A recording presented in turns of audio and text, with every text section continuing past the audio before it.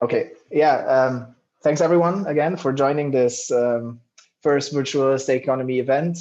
We organized this because of the monumental kind of milestone in the proof of stake history of the ETH2 beacon chain launch. So as most of you probably know, that happened 2 days ago, and as even maybe less know, this has been planned for like probably 5 years at this point, and so it's very cool to see this live. And I think a lot of the people that are on here today did a lot of work to make it happen. So I'm super glad that we have some very involved people on here. For those that don't know, Stake Economy is a newsletter focused on proof of stake networks and delivering updates around those and news around that on like a bi-weekly cadence. We basically thought we want to give like coverage for ETH2 here in this format and do like a first virtual event, because so far we have only like written the newsletter. And so I'll talk a little bit about more what we're doing. But first of all, I wanted to kind of give a little bit of context of why we're hosting this and what this event should be about.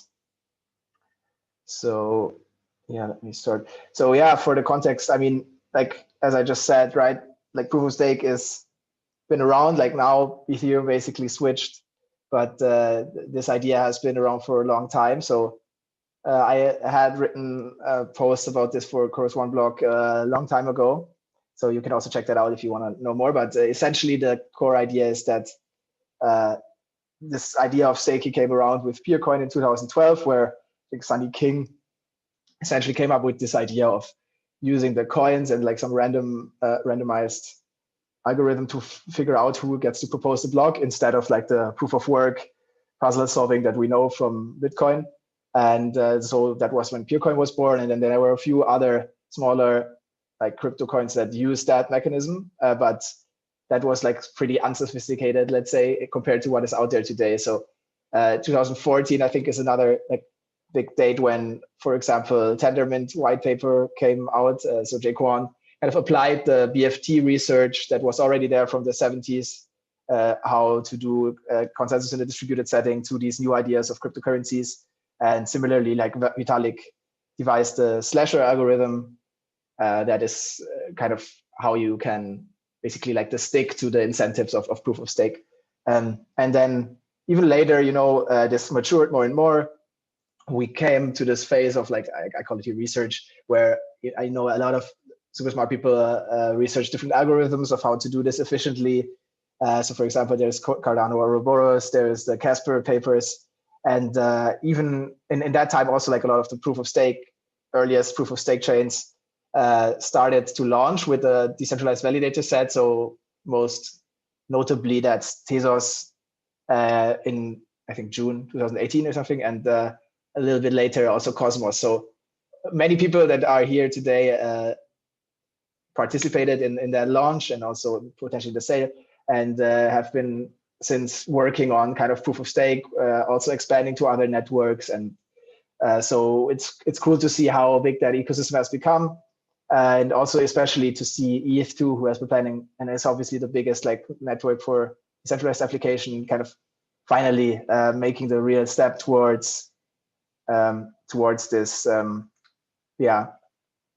better way of, let's say, participating or like securing blockchain networks, or in our opinion at least. I mean, so that being said, I think I wanted to quickly kind of set the context for ETH staking. So this is a cool graphic from, or analysis from, Dune Analytics about the deposit contract. So as most people know, to participate in Ether's ETH2 staking, you have to send Ether to this contract, and then you're registering your validator basically. And the chain was basically set to launch once there was a threshold of, I think, 500,000 Ether, something 500 something thousand Ether reached. And 1 week after that, the chain was supposed to launch. So that threshold was reached end of November, and we as we know, it launched 2 days ago. And you can see like most of when most of these funds came in was actually kind of around 1 week before the launch, because in the days before, actually there was no incentive to do it. So you start earning rewards only at the 1st of December. So people knew that and basically tried to deposit pretty late, so that's why the bulk came in here. And now we already see we shot over the target quite a bit, and it's at this point almost 1 million ETH in this contract, which is around, I think, still less than 1% of the total ETH supply, but it's still quite a bit of money. So yeah, this graphic again from our friends of Staking Rewards shows like the context of ETH right now in the wider like staking market, let's say. So each of these dots represents like one network that has a proof of stake algorithm or some staking mechanic. And you can see that these are all like representative dollar values that basically ETH right now is 3% of the overall 20 billion market, but it's still smaller than, for example, like the bigger ones like DOT, Atom, Cardano, and so on. And but yeah, as I said, it's only 1% of ETH right now in the contract, so potentially this will become the biggest staking network. So it's something to watch out for. I just wanted to put it into context that there's also other proof of stake networks out there, not just ETH, but yeah. So then a little bit about stake economy before we continue. Stake economy is basically, as I said, a newsletter focused on delivering updates around proof of stake networks. And we recently basically made it more clear, want to structure a little bit better what we are writing about. So there's on one hand, the economics dimension where we cover protocol design. So for example, like how does the staking incentive mechanism work? Analysis, so that's like more data stuff, staking and DeFi. So that's a really interesting topic of like staking derivatives. We have today Lido and Rocket Pool here, who both work in this world. So that will be interesting to hear what they have designed. And I think I also wrote, of course, a report on this world. So you can check that out. I will be also speaking about that in, I think, 10 days on the Interchains Conversation event. So if you want to learn more about that, tune in there. On the other, other topics that we cover are like ecosystem updates for staking. So that's mostly like news that happen. It can be, for example, exchanges offering staking or other important milestones, or for example, token sales. So it could be a new network launching that has a sale, some regulations. For example, there is a lot of work going on with like how are staking rewards taxed. That's always interesting for people that participate in this ecosystem to know. And also events like, for example, this one. And then finally, there's this network update section that's really like more specific on a few of the important networks that we track in our day-to-day lives as validators specifically, and also like just the big proof of stake network. So here we kind of cover network launches. So may it be a test net or a mainnet, or is it like a competition? We also cover upgrades, right? From where maybe new features are introduced on some chains, and then also important governance proposals and tooling that is helpful for people that stake. So yeah, if you don't subscribe already, which you should be if you're on here, then check it out on this link. And yeah, I wanted to again thank my other people that write this with me. That's specifically Robert and Chris. They were also on here today. And yeah, here is our links. So thank you for co-organizing this and writing Stake Economy with me. And yeah, as I mentioned, we are all working for different like staking provider companies. So we are all involved in running the infrastructure that makes staking possible. And we all have like some little bit different focus maybe. So check us out. We are all kind of on different networks. We partly, most of us also want to participate in ETH2, for example, through initiatives like Lido. So yeah, keep an eye out if you want to stake with us, if you want to learn more, check out our websites or our handles here on Twitter. And then yeah, for the agenda for the rest of this call is essentially, these are in UTC times above. So if you're in a different time zone, don't be confused. So essentially we have a bunch of speakers. I already mentioned. It's super cool that we got like such a diverse group of participants. So we have Collin from ConsenSys Codefi, who will talk a little bit about the ETH2 staking economics. So he recently wrote the paper called Internet Bonds. So that's super interesting to kind of see how one could value the ETH2 token or like staking on ETH2, how would you evaluate that financially, basically? So that would be right after me. Then we have Aqeel from Empire, who did us a lot of research around like staking and the validator user experience in his work with Lighthouse to kind of craft the UX there. So that will be a super interesting talk. I hope people will get some insights from. Then there's also the intro to the Prysm client. So Preston will join us and talk a little bit about the client. So for people that want to run their own nodes, that will probably be super important to check out how to do that. And then we'll have two different liquid staking or like staking pool solutions, let's say, which is Lido and Rocket Pool. We have both like either the CTOs of both of these, so Vasiliy and David on, who will both intro a little bit what they're working and demo how it actually works. So that will be super cool to see like how does this actually go down in real life. So yeah, that's the idea. We basically want to have like each speaker essentially talks like 10 to 15 minutes or 15 minutes to 20 minutes about their topic. And ideally you ask some question. We already have some, as I see, and then we will ask them, or I will ask them, I will pick them up, ask them to the speakers after they're done, and we'll have some time to answer them. And yeah, that's basically the plan. With that, I think I'm done. And I will hand it over to Collin in a second. I just wanted to start our first poll to make use of these cool Zoom features that we have. So I will wait. Actually, now you should see like some kind of like poll popping up on your screen. And yeah, if you want to click a little bit what you want to see more on stake economy. So there's like, you remember the topics I talked about, even panelists can vote apparently. I want to give you like a few seconds. Let's see what, I know what Collin probably will be the economics.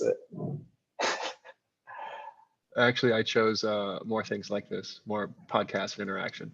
But yeah, okay. I wanted to pick economics. Yeah, sorry, I didn't make it multiple choice. Okay, I think that's good enough. We have some picture of, I hope it saves this thing. Yeah, so can I share it? Like, anyway, yeah, that's okay. We see economics one, that's cool to hear. And yeah, events also quite popular. So cool. Great feature, Zoom, thank you. And yeah, with that, I'm handing over to Collin.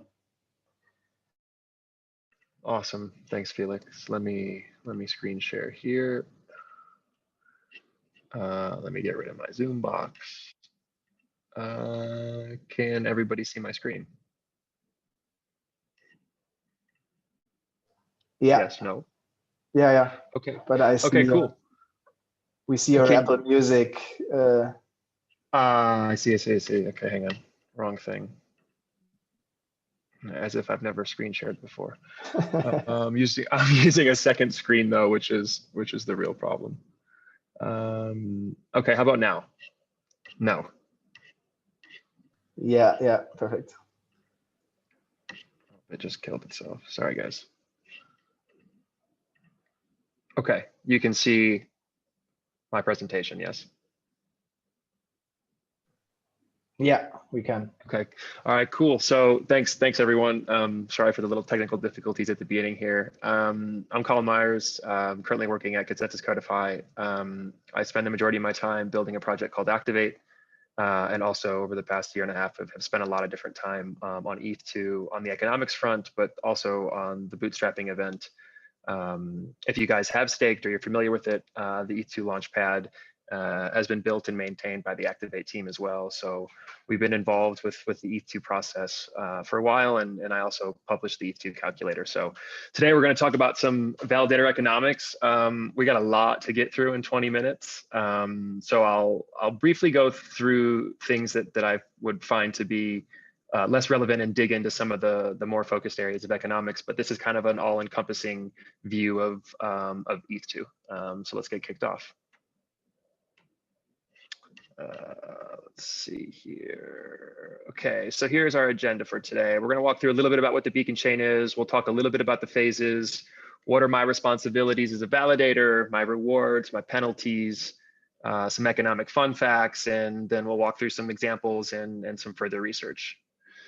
So first of all, I guess just at a high level, like, what is ETH2? I think at least for me, this recent screenshot actually is from the EF's website that they recently published, and I think this is probably the best way to look at it, but also explain it. This is a migration over time. There will be more. There will probably be an ETH3 and an ETH4, and there will be many different iterations of this. But we all should be looking at the ETH1 today as like this prototype that was built that has recently filled its capacity, if you will, and the chain is at capacity, and it's a natural evolution to becoming more scalable. And as Felix alluded to, proof of stake in Ethereum has been an ongoing research effort for as long as I've been in the space and even before then. But I think this is the best visual representation. It's a series of upgrades that takes place over time, and I think this is the best way to explain it. So let's talk about the phases real quick. Today we are in phase 1. Congratulations, everybody. We kicked Genesis off 2 days ago, and I guess 3 days ago now. And right now there's about just under 1 million ETH staked in the network. And a lot of the economic analysis that I'll present will anchor to that. And I'll walk you guys through it. Phase 0 is the brain of the machine. It's the heaviest lift, if you will. Getting to Genesis was a big deal, and doing it smoothly. Now we're doing and pushing more towards phase 1, phase 1.5, and phase 2. Phase 1 you can think of as adding the shards. These are simple data containers. There's no real transactions and there's no smart contracts. It's just the shards exist as data blobs. Phase 1.5 is when we merge ETH1 into ETH2. Until phase 1.5, the proof of work chain will be running as the proof of work chain, and the proof of stake chain will still be in its, call it, bootstrapping phase. Once we fold ETH1 into a shard on ETH2, proof of work is no more.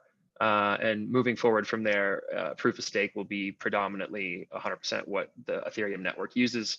And phase 1.5 is also when tokens will become transferable and rewards can be unlocked. So today, even if you voluntarily exit, your tokens are still locked and you can't do anything with them. But in phase 1.5, all of those who have staked and have rewards or have voluntarily exited can exit the system for the first time. And then down the road, also in R&D, is phase 2. This is all about execution environments. This is when smart contracts get reintroduced. And this is more when we can think of a fully sharded ETH2 in a mature state and usable, similar to the manner that ETH1 is used today. So quickly, what is the beacon chain? The beacon chain is the coordination layer of this machine. It's responsible for tracking the state of validators and shards. It manages the registry of validators and also provides randomness, which is used to assign validators to committees, but also different, whether they get to propose or attest, which we'll get into. Rewards and penalties and cross-linking. So the majority of the activity and the coordination that takes place in the network to achieve consensus and finality and incentives are all done through the beacon chain. So again, this is the the biggest lift of all of them. So what are my responsibilities? At a high level, before we dig in, you need to create attestations, which means you vote on the head of the chain and you sign new blocks. You get to do this once every epoch, every 6.5 minutes. There is a person who aggregates these attestations and then reports them to the committees. This happens occasionally, as not everyone is selected to do this. And the other action is proposing new blocks. This happens less often, and we'll talk about the math of that as well, but that happens infrequently, and only one validator per epoch is selected to propose a new block. So here's some fun facts.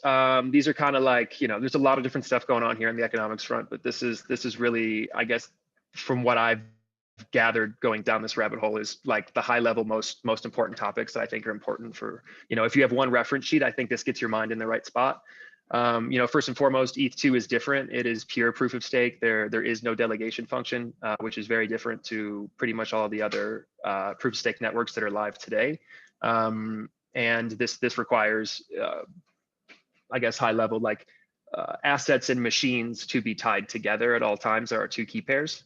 And I can't wait to hear as we get into the pooling solutions, because those are some of the things that'll help mature this.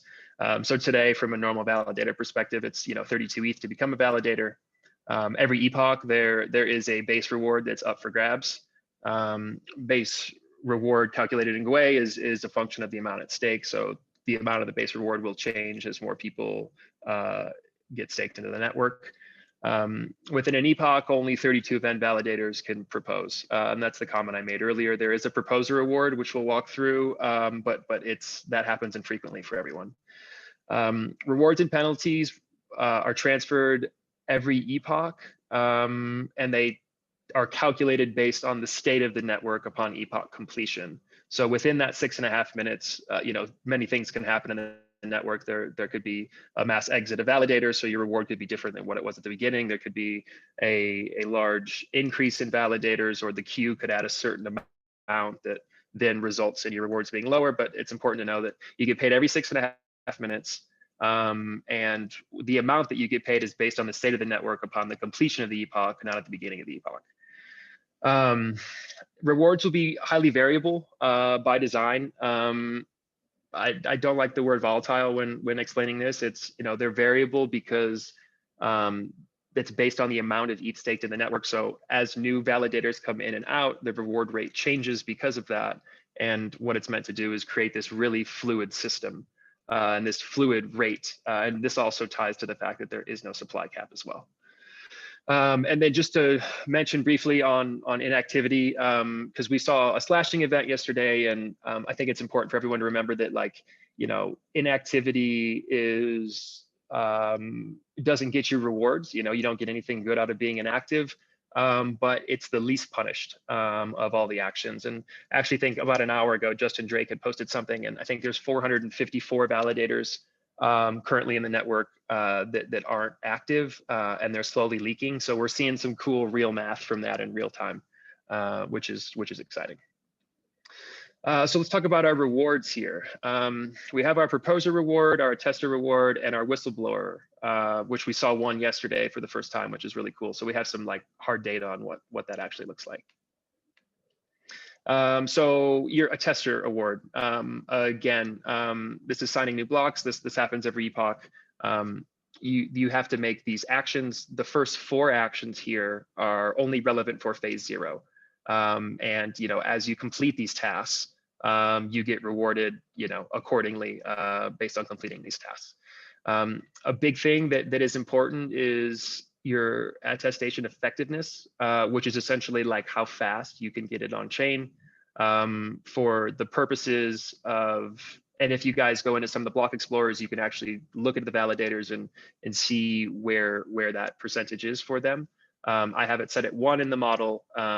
2 means it's late, 3 means it's even later, and then you get less of a reward the later that you get your attestation on chain.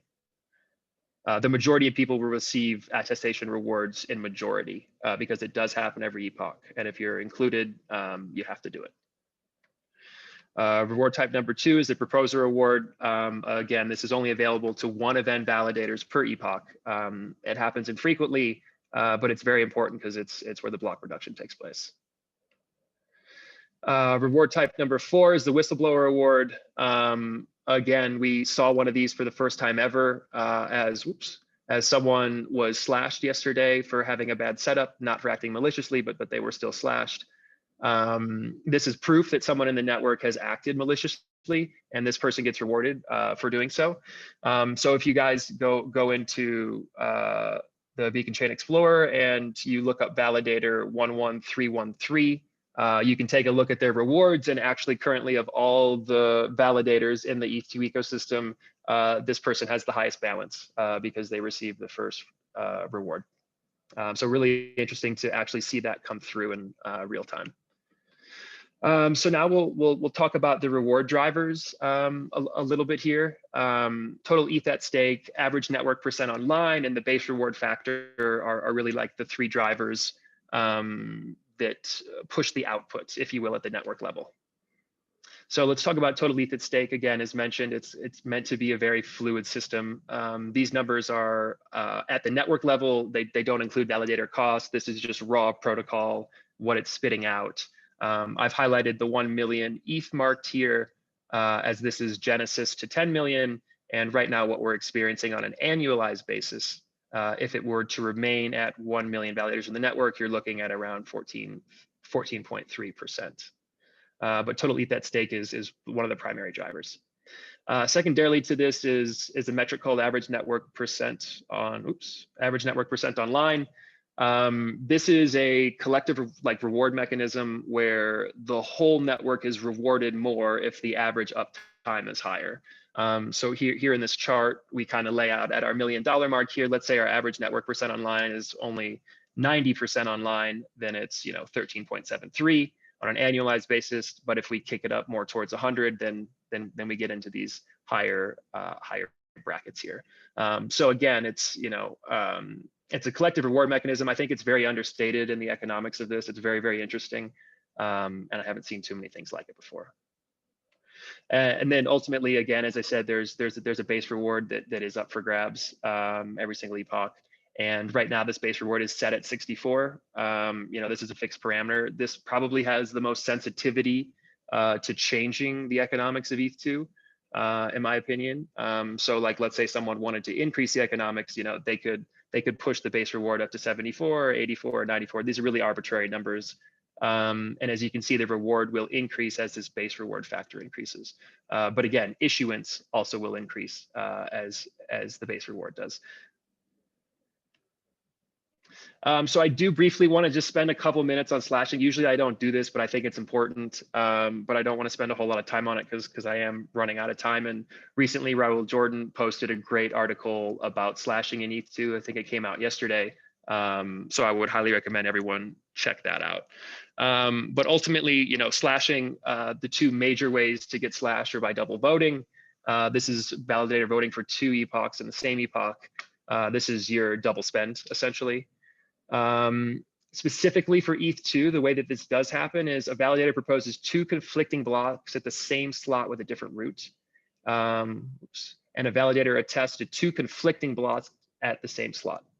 Another slashing mechanism is called surround voting. Validator votes for multiple versions of the truth at the same time, which basically is a way that like there's a cluster of people that are not telling the truth that confuses the rest of the system, essentially.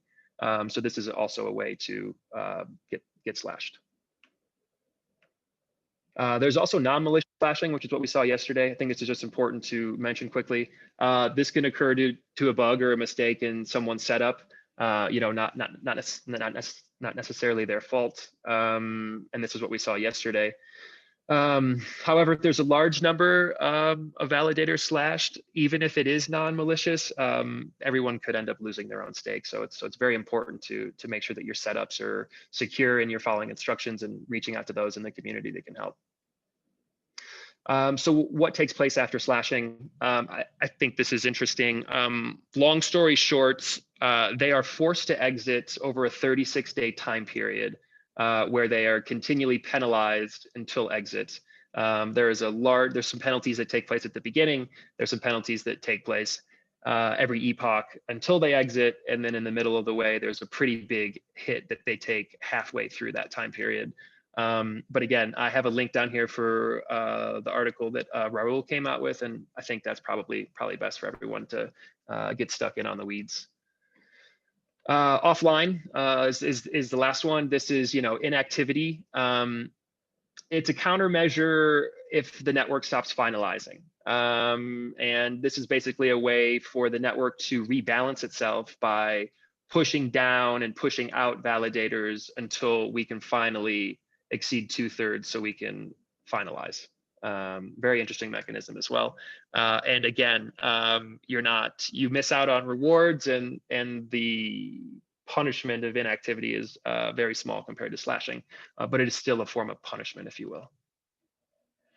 So let's walk through the numbers. So I'm going to walk all of you through a couple of charts here, which compare your net reward as a validator if you are using an at-home hardware setup with some cost assumptions, but also using the cloud. Both of these are based on the recommended hardware requirements, which have all come out from the clients. And I'm sure Preston will get a little bit more into that in the next couple talks. So these two things here, let's just take a look quickly. If we're looking, sorry for the blurriness, if we are looking at 1 million ETH staked in the network and we're using our at-home hardware, we can expect a net return of, let's say the network's at 98%, we can expect a net return around 12.61%. And if we compare that directly to the cost of using a cloud for an individual validator, just 32 ETH staked, we can see that there is a economic benefit for decentralization, which is that it benefits those financially to do it themselves instead of relying on centralized parties to do so.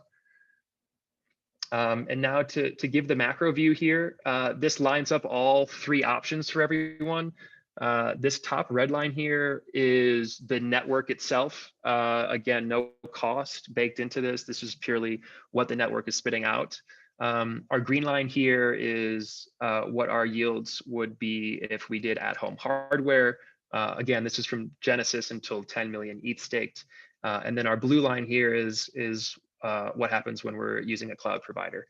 And interestingly enough, towards the tail end here, we actually do go negative on the yield on the cloud-based approach marginally. And of course, that will improve as the price increases because the net cost does factor in the price of ETH. So let's kind of talk about extended learning here. I'll post a link to the ETH2 calculator for everyone if you haven't seen it, so you guys can check it out. I just recently updated it now that ETH has gone on a little tear, so that'll be nice.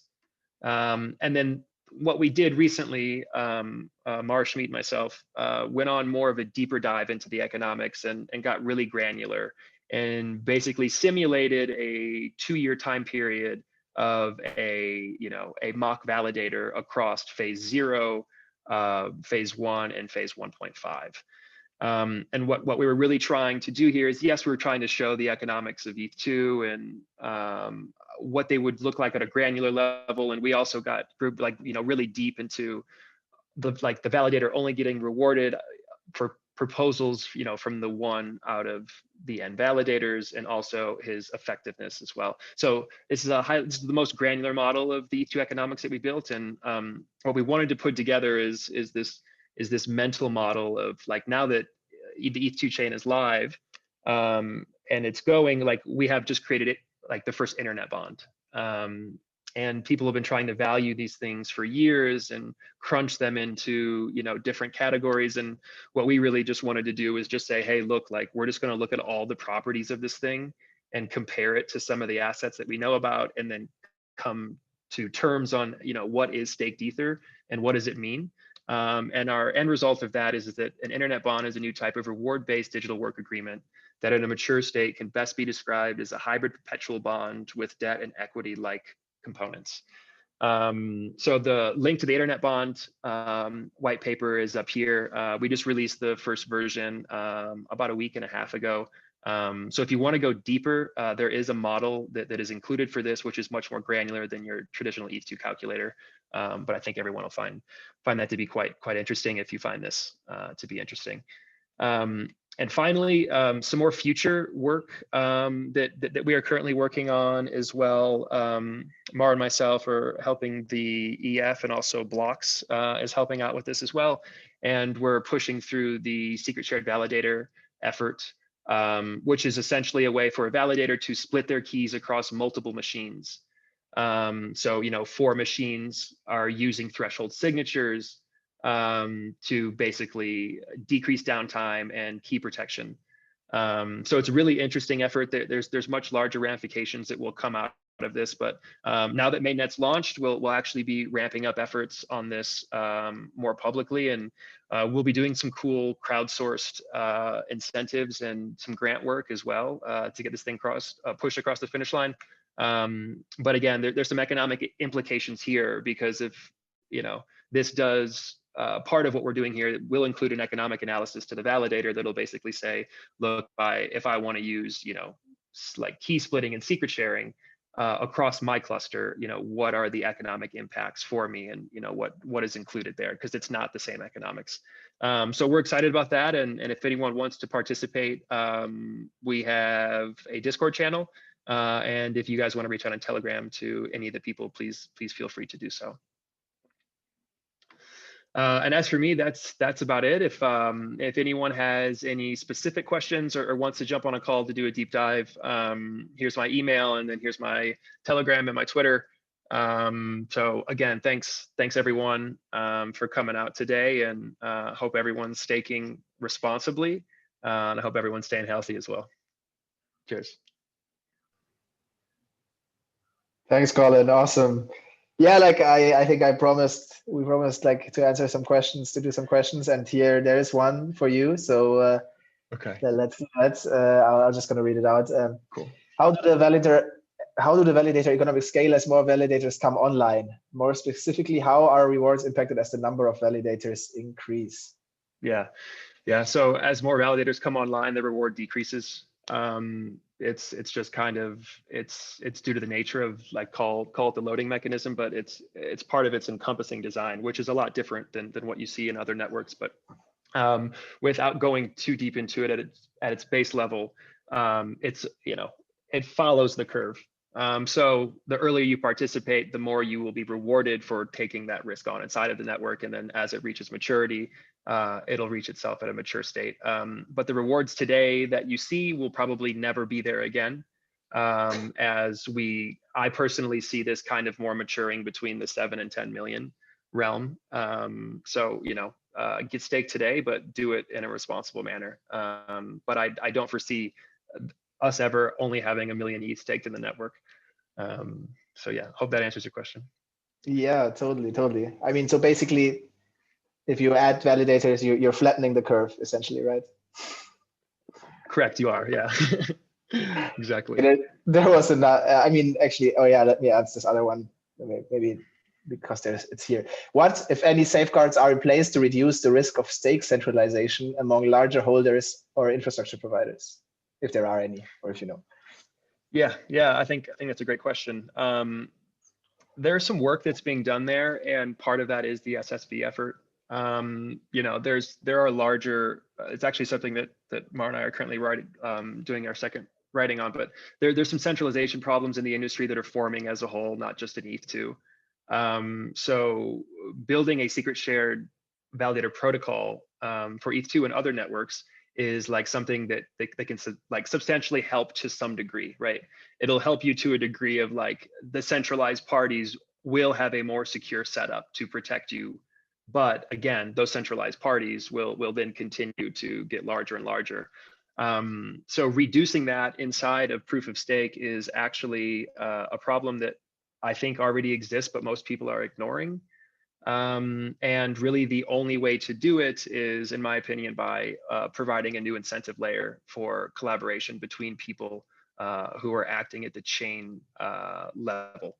So those that are validating, I believe that there needs to be some type of solution for them to work together on, which is something that we're currently doing a research effort around. But that's also a great question. Awesome, thanks, Collin. Then, yeah, I think we already have our next panelist here. Just turned on his camera. So welcome, Aqeel, and yeah. Hey guys, thanks. Thanks a lot, Collin. That was really insightful. So just a little bit of context. I was under the impression, let me see if I'm sharing my screen. Am I sharing or?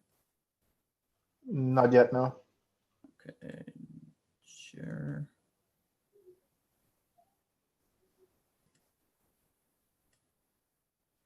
Are we good to go now? Yeah, there it is, yeah. All right, perfect.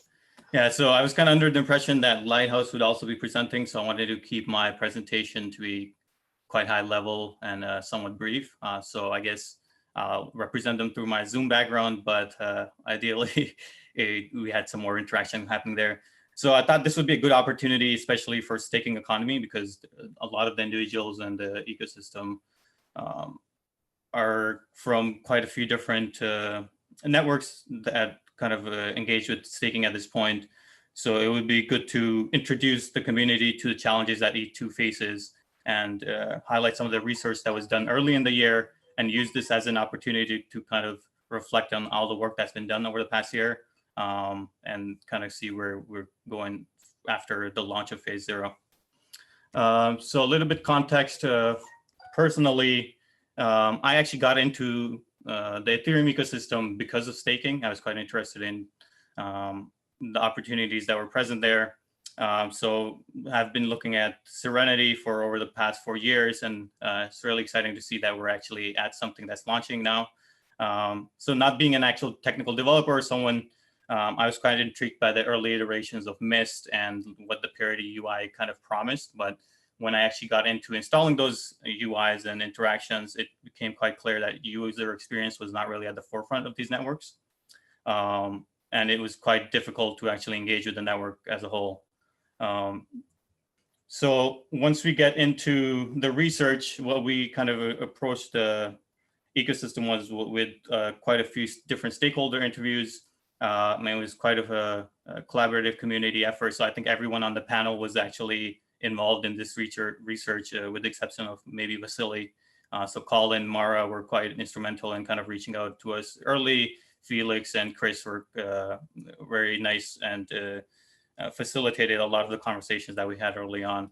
And then we also did a very targeted online survey as far as figuring out what the challenges and anxieties people had around ETH2 and what they were thinking around validation moving forward.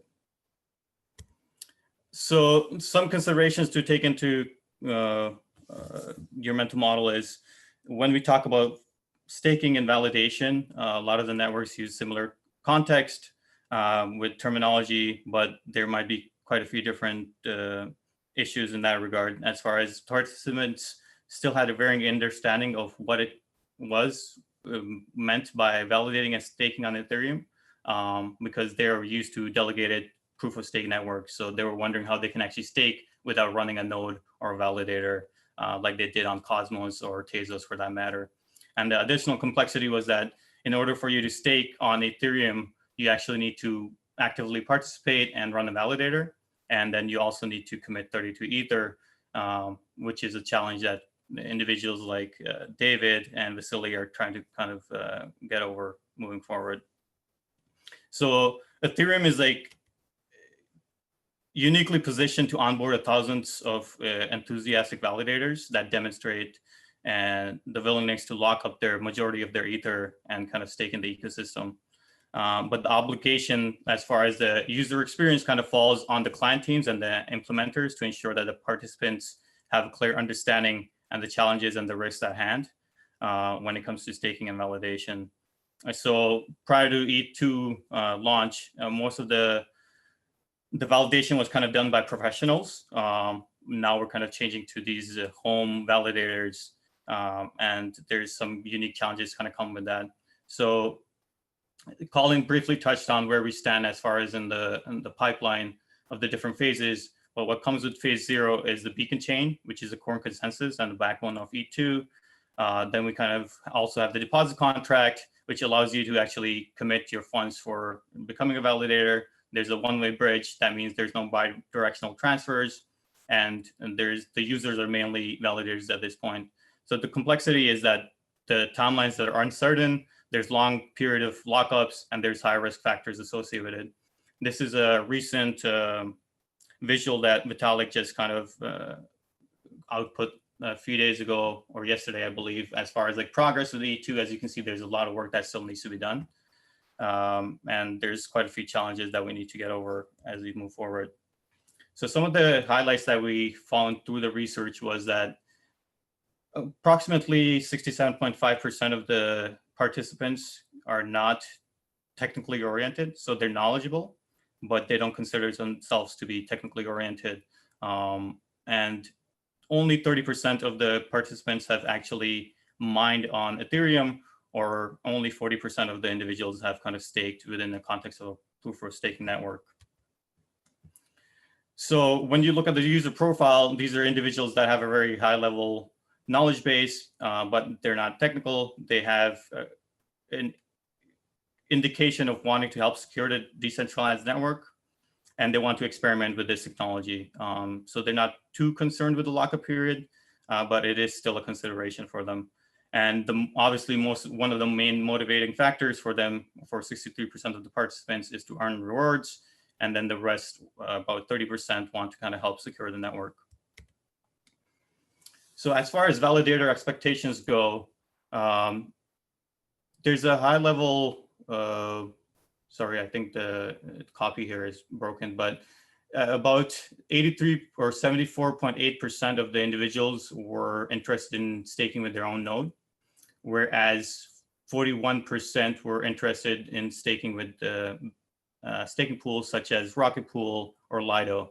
It was quite interesting to see that staking as a service was not a big consideration, and that people didn't really compare the cost or the rewards with DeFi and the opportunities there. So the individuals that are interested in staking, they don't really compare that to the profits that they would be gaining from DeFi. Also, interestingly, a lot of people want to actually host these nodes and validators on their personal computers. And even a large percentage were looking at doing that on Raspberry Pi. So considering the different clients, that's quite not practical. And we'll see the challenges that kind of come up in the next few months to year in that regard. Out of the 100 or so individuals interviewed, most people wanted to run more than one validator node. So that's quite interesting as well. There were quite a few different fears and anxieties when it came to these participants, as far as their like relationship with the client and validator management. Key management is a big issue, especially with phase 0. Things such as withdrawal keys have not really been ironed out. And that's going to be a big concern when it comes to security. Collin and their team have done a really good job of kind of facilitating the education on the launchpad, but I think that's still somewhat problematic when you get into the different phases and how that's going to flow. Ideally, those onboarding flows are closely tied with the actual clients and how that kind of progresses forward. So security, usability, errors, and the lock-in progress were some of the biggest anxieties. So some areas that people kind of like provided feedback on was like, what happens when my validator goes off and I'm not too experienced with CLIs, etc. Or what if I overcommit my Ether and it's stuck for an indefinite period of time? I really don't know how long the phases are going to take. So similar concerns from the rest of the community. Additionally, with ETH2, education is a huge problem. Individuals like ConsenSys and corporations have done a really good job of like providing resources. I'll link a few of them at the end of the conversation. There's communities that have come out to address some of these issues, like the eStaker community. There's quite a bit of work being done in this area, but there's still a lot, as you can see with the amount of education that needs to be done. A lot needs to be done from the foundation's perspective, and then also from the community itself. Also, there's a big risk as far as decentralization is concerned, because if the overall UX is not improved drastically, people are probably going to move towards staking as service providers, or go to solutions that might not be conducive to decentralization. I know Rocket Pool has some concerns as far as when their implementation can actually come into play, if they want to stay truthful to their core objective of the project as well. So it'll be interesting to see how Lido and Rocket Pool are kind of approaching these issues as well. Also, the issue is client implementation. So unlike all the other proof of staking networks, currently Ethereum has quite a few different independent open source clients implementations. This is a meme that I saw that I thought was quite interesting, as far as Prysmatic Labs having done a really good job of like speaking to the users and getting in forefront of everyone. And the ideal goal for ETH2 to be a decentralized network would be perhaps 30 to 40% of the network not being in one client at a time. And one of the problems that was highlighted through the research was that only about 10% of the participants actually knew the key differences between the different clients.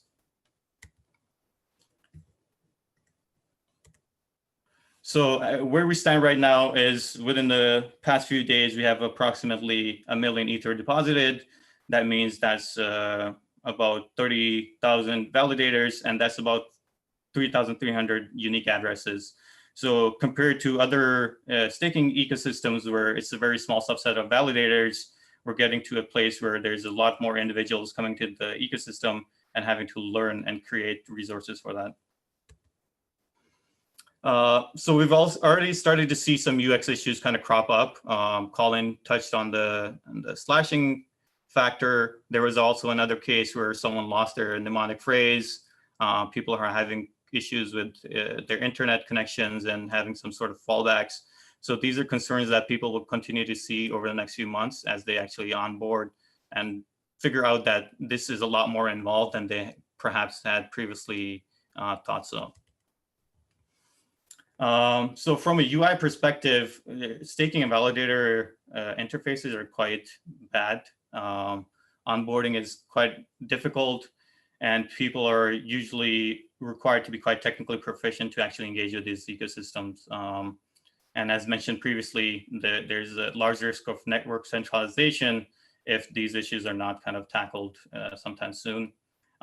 So there's no real clear guidance as far as recommendations for hardware or software, or any of the onboarding flows are quite fragmented at this point. And we need to do some extensive education and really get behind the why of people, why they're participating within these networks. So when we approach looking at the user experience in relation to the UI, we really wanted to focus towards usability and utility, so that the product was, in the end, was useful. So it doesn't really matter that if it's something is what you want, but it actually needs to make it easy for you to engage with it. I know Prysmatic Labs recently released their UI, so really glad to see that went live before phase 0 and excited to test that out as well.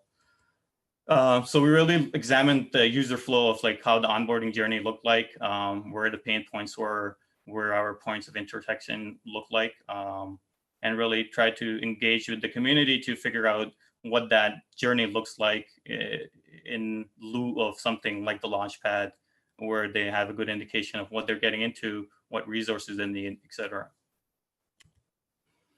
So as far as GUIs are concerned, approximately 63.1% of the individuals said that they were comfortable using a CLI, but 65% preferred to use a GUI at the end of the day. And only, I think, 4.5% of the users were not interested in utilizing any sort of graphical user interface. And a lot of people wanted some sort of like alerts or validation mechanisms to kind of figure out what was going wrong with their nodes as well. So when we were doing the research, we actually did a lot of research as far as like what the contention and the interaction between CLIs and GUIs look like, because GUIs are not always the best solution. So it's interesting to see what kind of interaction we can do between the both the interfaces and how people can maneuver from one to another. And that's something we're continuously researching and moving forward. So just as I kind of get on, is my sound coming through for the video or? Can you try again? I didn't. Actually, it's not for me, actually. Okay, well, I think we can do without sound, and you guys can probably access the video on Twitter or YouTube at some other point. But just to represent the Lighthouse team and to kind of showcase some of the work that will be coming forward in the next few months, this little teaser for the UI and the interaction stuff. that we have done.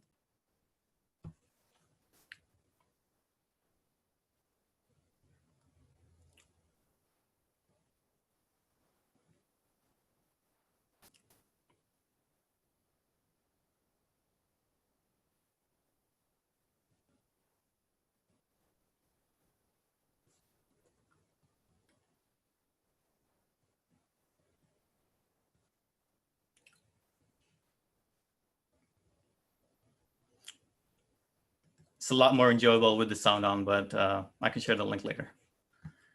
Thanks, guys. Yeah, awesome. It's really cool. I watched that recently too. That it's definitely better with sound. I can vouch for that. Yeah, so thanks so much, Aqeel. I think we also had like some question for you on here, and if other people want to ask some more, please feel free to do that now. Add it to the questions tab here at the bottom, or just in the chat. So the question for you was, how did the Validator UX study come about initially? So yeah, I was a large proponent of pushing this forward to kind of really understand what the product development lifecycle looks like for these products. And I engaged with the Lighthouse team, and really we came to a consensus that this is something required for the ecosystem, and it was shared publicly back in April. So I think it was followed closely by Collin as well. From their team, there was another report in terms of staking and how many people are interested. So it kind of went hand in hand with that as well. Awesome. Yeah, this is really, I think, awesome to see the results again presented in that way. I know you actually had also a post about this after we presented it so long ago. I almost forgot about it, but now that it's actually live, to see what has like played out and how that has worked was really cool. Now, so we're actually, I think, super well on time right now. I think Preston also joined us, so thanks. And I think he will be next presenting about the Prysm client. So yeah, Preston. Hey. Yeah. Should I share my screen here? Let's see, that would be a good idea, right? Yeah, but or we just look at your hair. Yeah. Okay, so can you see my slides now? Yeah, we can. Okay, cool. Thanks for the intro. I'm Preston Van Loon, one of the co-founders here at Prysmatic Labs. And I want to tell you guys about Prysm. You heard a little bit about, clients and implementations, but I'll tell you all about Prysm here in the next 10, 15 minutes. So first of all, let's dive into the team. We're an independent team founded by a group of just really determined individuals. We started this project at the beginning of 2018. Raul, Jordan, and I were looking to contribute to Ethereum and somehow make a difference, make a positive impact. We believe in this technology and that we wanted to scale. We saw that proof of stake and sharding had always been on the agenda or the roadmap for Ethereum, but there wasn't really substantial progress yet on the sharding implementation. At the time, proof of stake was coming around. They even had proof of stake testnets, but wasn't quite there yet for sharding. So we said, all right, well, let's get involved and let's start building this thing and prototyping and see where we can take it. Since then, we've grown to 9 people and over 100 open source contributors. It's been pretty crazy, almost 3 years now. And with the launch of phase 0 just earlier this week, it's really, really coming together. So lots to talk about here. Prysm is an open source implementation of the Ethereum 2.0 specification. We wrote this in the Go programming language. We were very inspired by the Go Ethereum project. And even originally, we started it as a fork of that project and wanted to tie it in very closely with that existing software.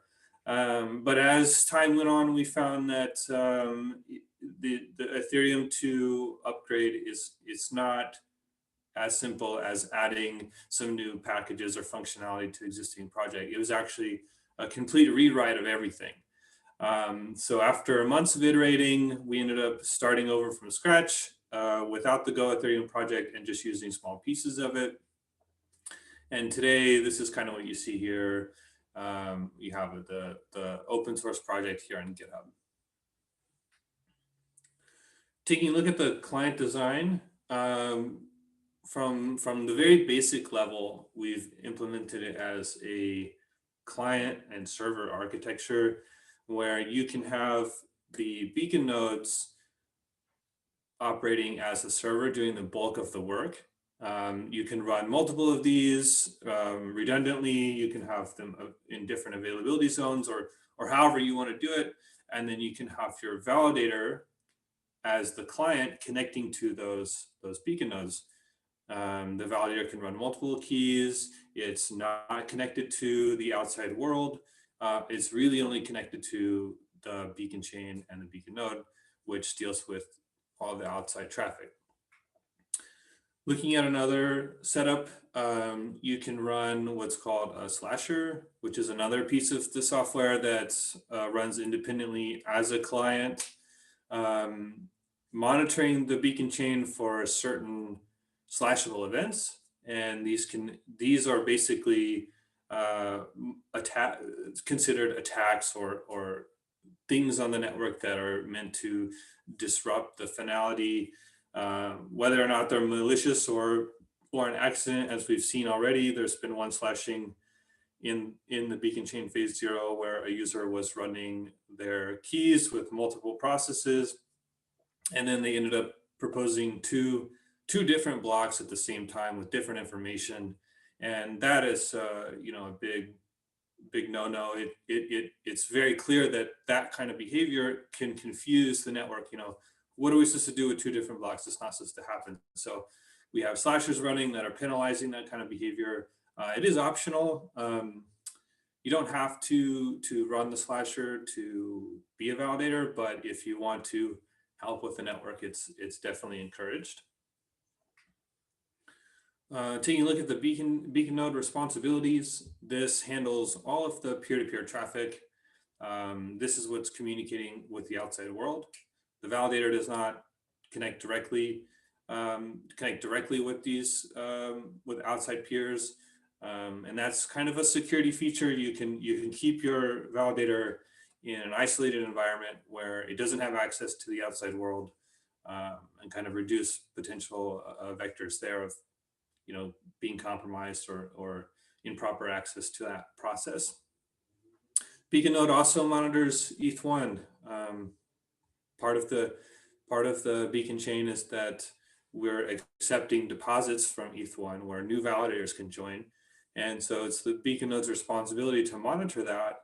And when a validator is ready to propose a block, they're going to vote on the state of ETH1 and how we're going to update and accept new deposits. Beacon node also deals with chain synchronization. So starting from Genesis, getting all of the blocks set up, keeping things propagating, attestations, blocks, and other operations. Processing these events. So a new block comes in, we need to validate it and then update the state. Likewise with attestations, we're using that for our for choice. This also implements the core specification methods, so dealing with balances, rewards, that kind of thing. It's all part of the beacon node package.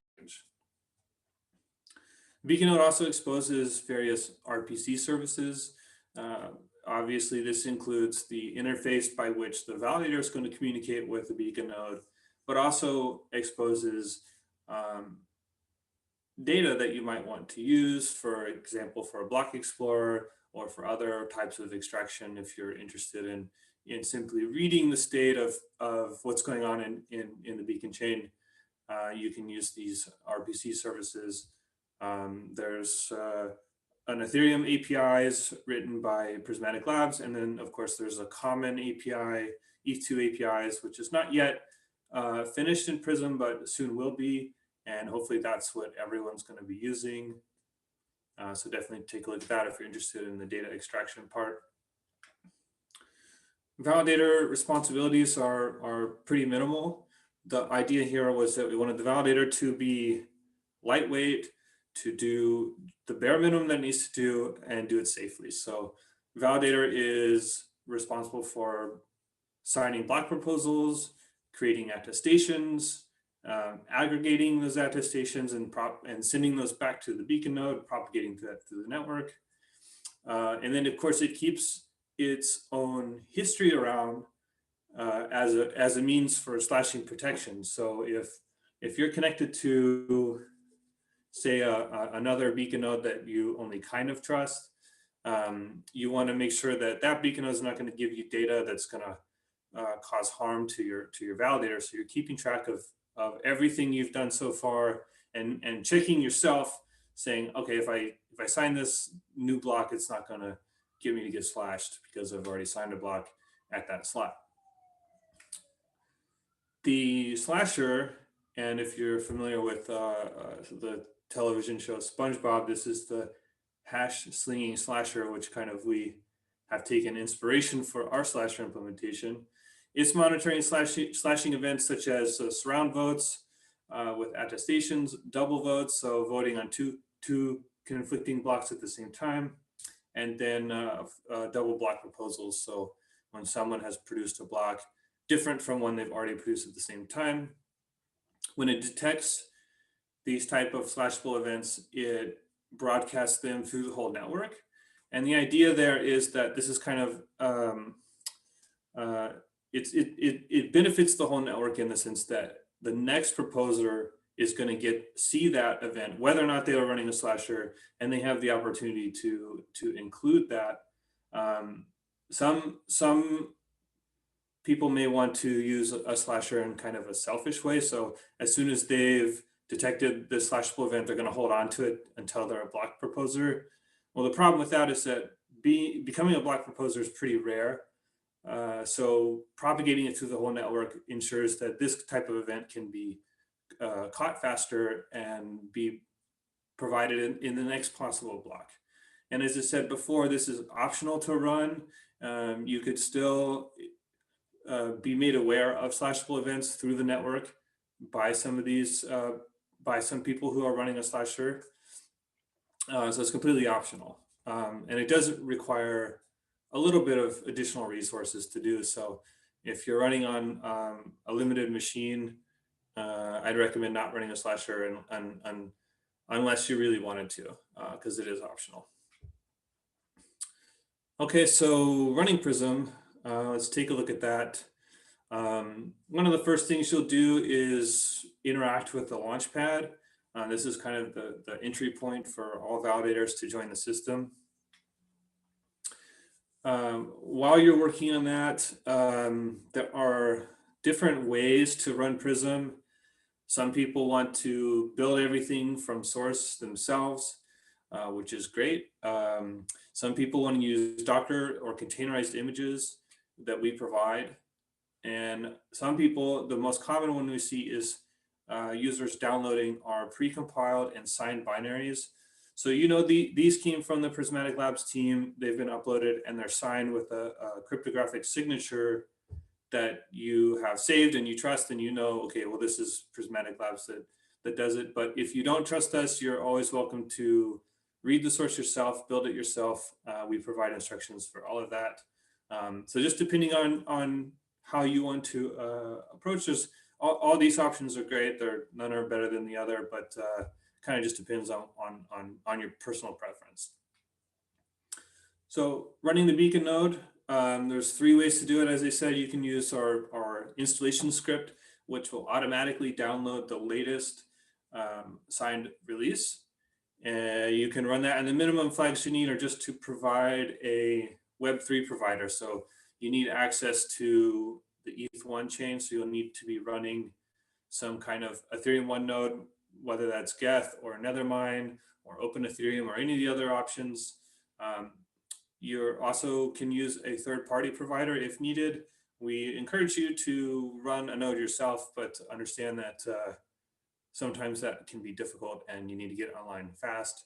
So a third-party provider is totally acceptable. Running the validator, steps to do so: you send your deposit through the launchpad, import your new keys into Prysm, start your validator, and then you simply wait for your assignments to come in. If you're joining the Beacon chain today, there's a decently long queue to do so. I think it's about 7 or 8 days. ETH2 only allows 4 validators per epoch to be activated, and there's 6,000 or something, 7,000 validators waiting in the queue. So you might have to wait a few days to get activated. But once you do get activated, your validator is running. It's providing security for the network, and in return, you're earning rewards for that service. Prysm has a nice looking dashboard. Here's a screenshot I took earlier today. You can see that you can track your balances. You can sort of see what is the overall score, how is my validator performing. You can look at your logs through this page. You can see how's the overall system doing. In this screenshot, it's 97.81%, which is amazing for mainnet. So we're really excited about that. You also have block explorers. So there are 2 currently out there. One provided by Bitfly called Beacon Chain, another one called Beacon Scan provided by Etherscan. Both of these are great options. They are a great way for you to remotely monitor your setup if you're on the go and you want to see how are you doing, how's your balance doing in comparison to other validators. It's really nice. Taking a look at, how do we build this software? Because ETH2 is very complicated, and running these type of teams as fully, in a decentralized space where you have the Ethereum 2 researchers, and then you have independent client teams, and they're all in different time zones and different parts of the world, and it sometimes is difficult to do. It's not like a traditional centralized application development. So diving into that, it starts with the research. It starts with exploring new ideas, collaboration online mostly now these days. We used to do a little bit in person at conferences, but not so much this year. Then based on the research we're finding or these ideas, we're proposing changes to the Ethereum 2.0 specification. These go through review, mostly through the other researchers, with some input from client teams. And then we have, once enough changes have been settled on, we have new release targets or tags that have been created. The most recent one being version 1 of the Ethereum 2.0 spec. Then we implement it. So once we get that version, we start working on the features, designing them, tracking them on GitHub. Implementation can be a pretty long process depending on how radical the changes are. Taking a look at our feature lifecycle, we usually start with a written design. So when we have a non-trivial feature, we want to write it all out in plain language, not code, and kind of explain what it is we want to do, how we want to do it, and what trade-offs we're willing to make that feature happen. It's a great way for us to communicate within the team, iterate ideas quickly without having to redo a lot of work. Design documents and other like HackMD type documents are really helpful for that. For really large issues or really large features, we'll break them up into small pieces and track that on GitHub with a tracking issue. Then we go through implementation of each piece. Everything gets code reviewed by multiple people on the team. Then we run it through our testing pipeline, which is also very thorough. We do canary testing, so looking at the previous version and the new version of code and looking for regressions in certain key metrics. And once that's been running for an adequate amount of time, and we've gotten to a point that we are confident that the testing is thoroughly completed, this is usually several days of soaking the code in production-like environment, or even in production now that we have mainnet. Then we tag a release, build the binaries, upload everything to GitHub online, and announce that to everyone. So coming from research to release is a pretty long lifecycle process, but it is necessary to do it correctly and efficiently. So if you're interested in becoming a validator today, I definitely recommend that you start on the testnet. There's a testnet launchpad, and of course, our old testnet website, prylabs.net, will direct you to where you need to go. We have lots of documentation on this. If it's your first time with this kind of software, definitely do testnet. 32 ETH is not a small amount of money. So you want to make sure you understand what you're doing, you're comfortable with the code, and doing it in testnet is a very low risk or zero risk way to do it. And that's it for me. Thanks a lot. Thanks, Preston. Awesome.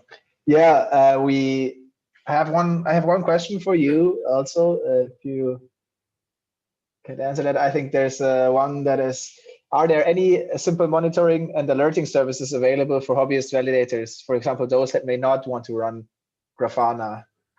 Yeah, so running Grafana and Prometheus has been the great way to do it yourself and kind of monitor the performance and get, I think, email alerts or maybe Telegram messages.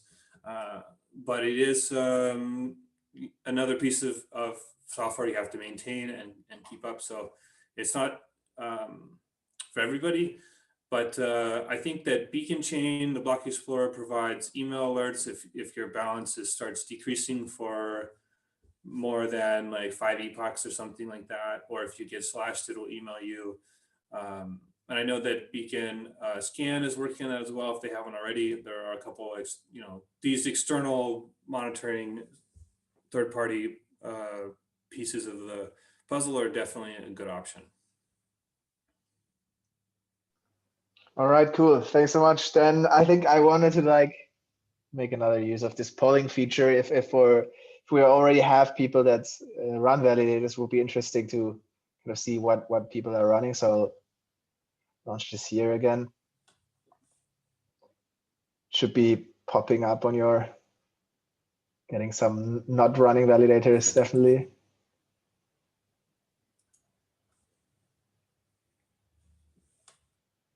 Okay.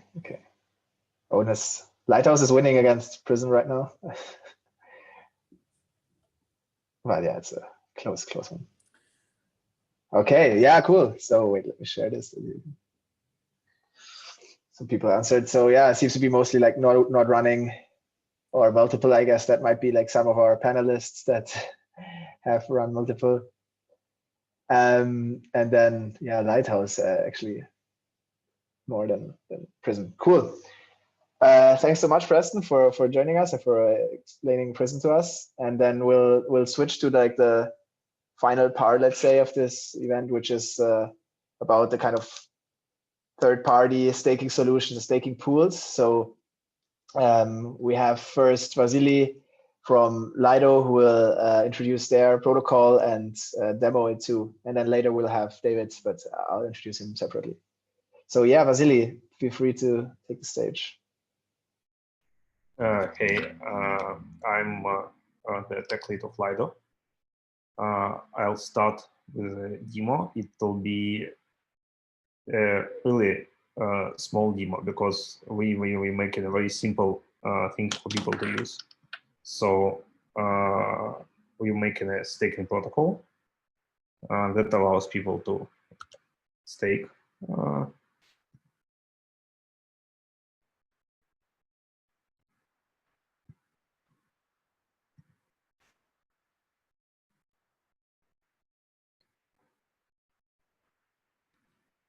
That's we are deployed in testnet. You can try it by this URL as well.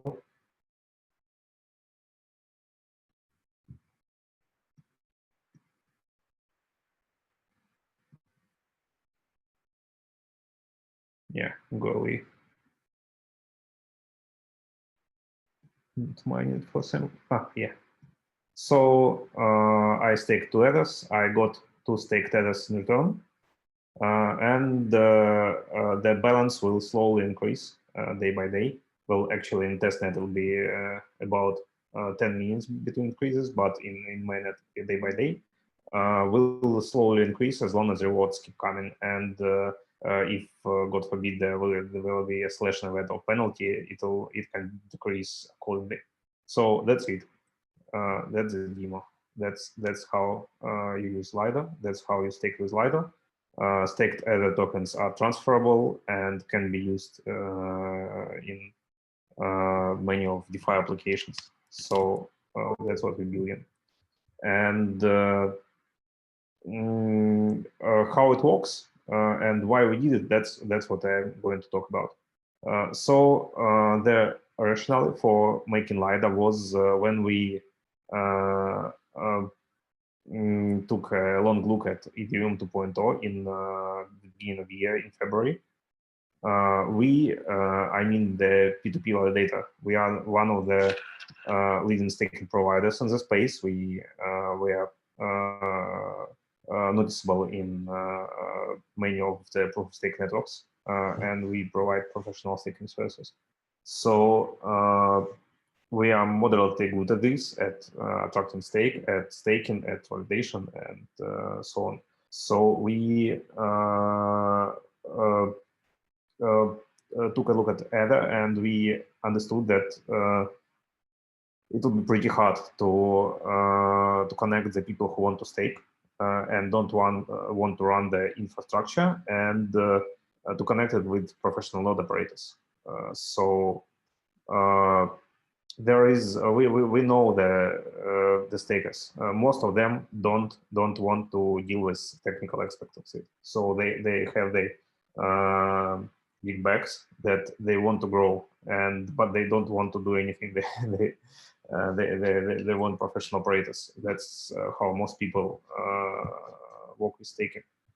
But Ether, for all its relative simplicity to operate, it's still takes some skill and some nerves, and well, it's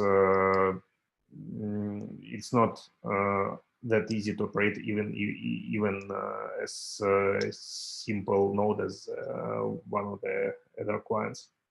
So. But there is no delegation mechanisms in Ethereum.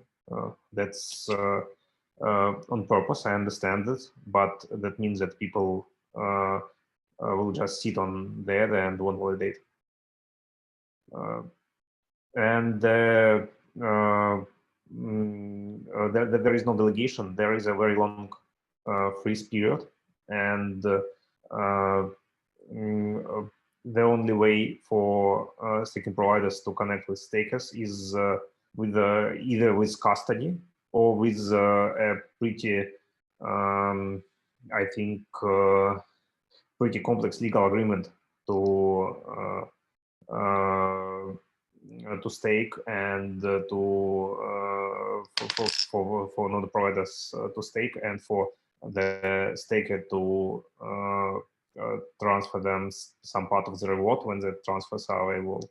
So it's not easy to be staking providers on the 2.0. We took a look at Rocket Pool, and it wasn't something that we wanted to that we thought we will be good either. The reason is at the time it was really capital inefficient for us. So to stake, we had to provide a very big collateral in Ether, and as of now, that's still so that, but the collateral should be in Rocket Pool tokens as well, as far as I understand. So while that allows people to stake with a trusted staking providers, they have collateral. That is not really capital efficient for node operators for P2P, because we have skill, but we don't have that much that much collateral. We are not that rich. I think there is not a lot of companies that at the same time have huge capital resources and are good at staking. There is not a big of intersection between holders and professional operators. So it wasn't a protocol for us either. And that's why we decided to design Lido. Lido is designed around a permissioned, very carefully chosen set of node operators. So, for example, in our testnet, we've got P2P staking facilities. The testnet wasn't permissioned. You could just come and participate. We didn't advertise it, but there are just people who come to try Lido for themselves, so like Blockscape. So we've got P2P staking facilities, Blockscape, Stakefish, Sika, Certus, and Chorus in the testnet. And many of them want to work with Lido in mainnet too. And these people are top-tier validators. So they will have great setups. They will have 24% DevOps teams who will tend to the staked Ether. They are professionals. And when your staking providers are professionals with reputation, with existing clients, with something with the track record, you can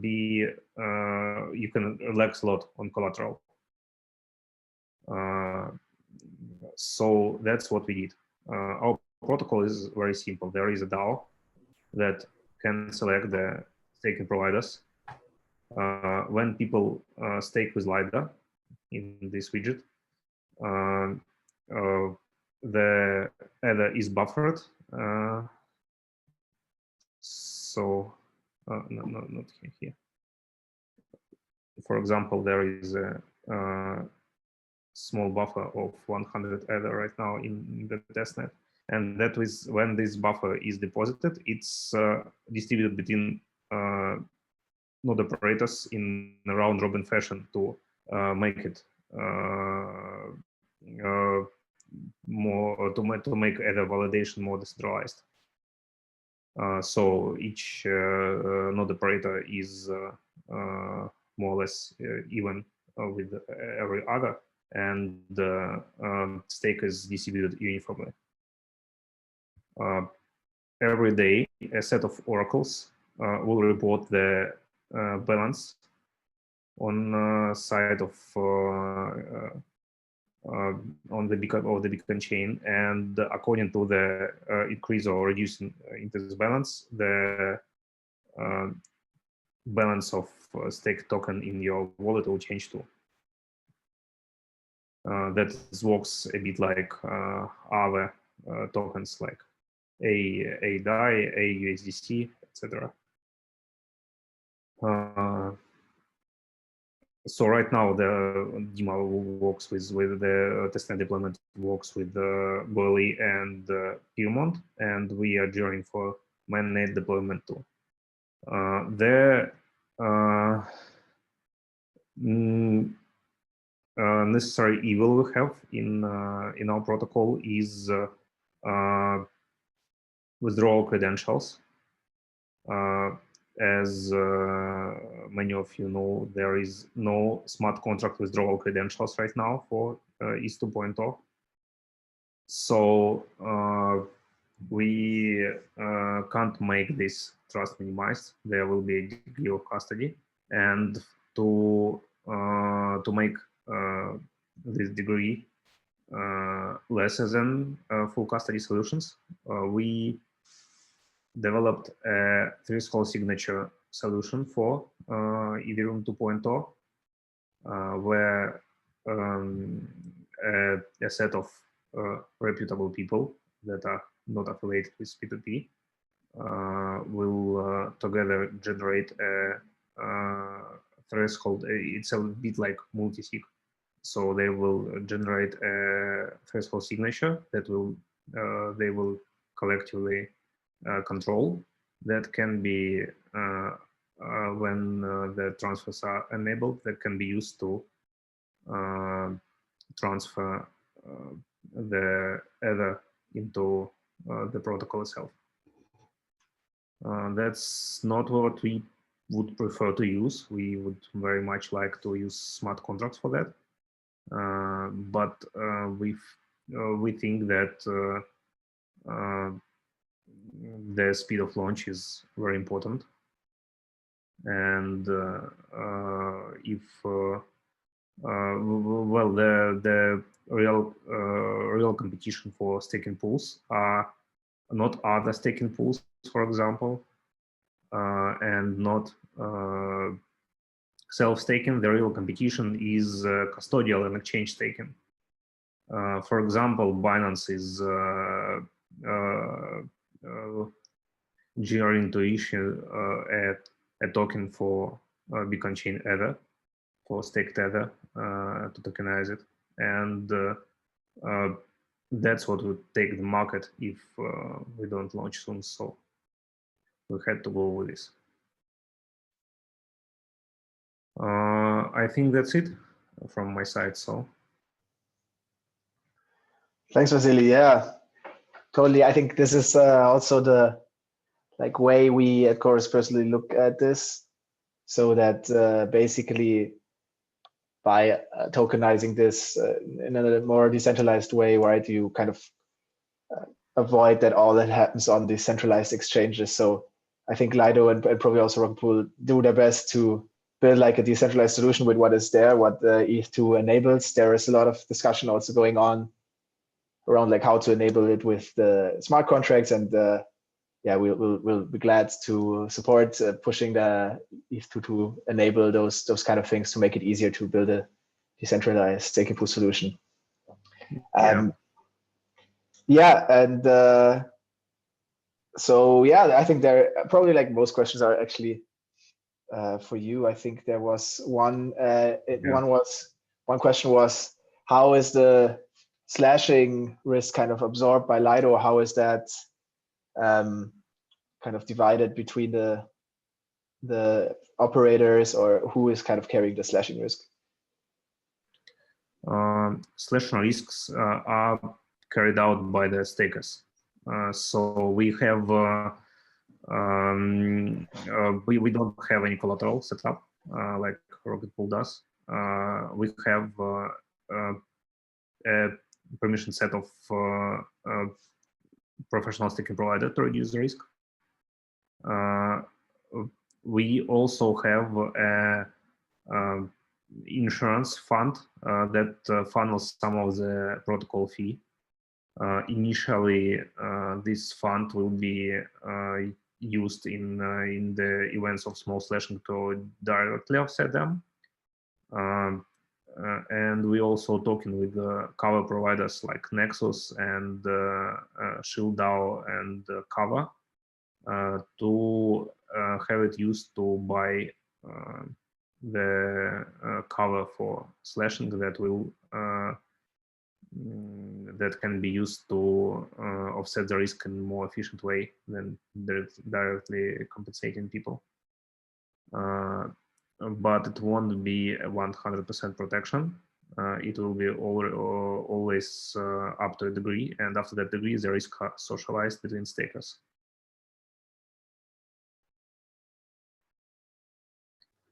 Okay. Yeah, Collin just left us. Bye, Collin, if he's still here. There's also another question I think that I also find super interesting, right? I guess it also goes to Rocket Pool. Maybe David can answer that later too. The question is, what are some of the challenges that you had to overcome when building for a system that doesn't even exist yet? So how did you approach that? Or did you...